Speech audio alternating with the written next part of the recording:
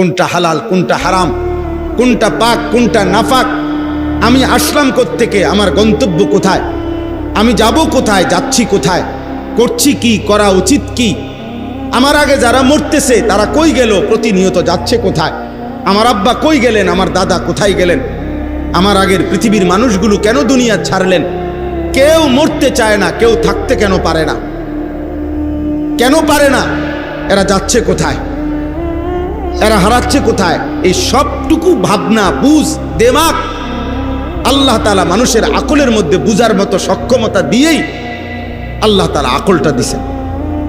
হয়তো শুধু ভাতখানার জন্য তো, শুধু দুনিয়া ভোগ করব এতটুকুর জন্য এত বুদ্ধি এত দেমাগ তো লাগে না। জন্তু জানোয়ার তো এর চাইতে কম আকল দিয়া পৃথিবী আমাদের চাইতে বেশি ভোগ করে। একটা হাতি 250 কেজি খাবার খায় একদিন, এটা গবেষকদের কথা।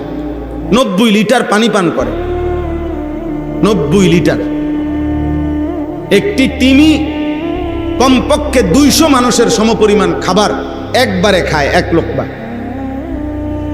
একটি বাঘ ন্যূনতম 20 থেকে 25 কেজি গোশত একবারে খায়, কমপক্ষে ন্যূনতম।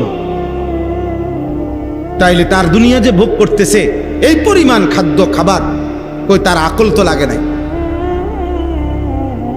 তাহলে আল্লাহ তাআলা আমাদেরকে স্পেশালি আকল দিলেন কেন, বিবেচনা বোধ দিলে কেন?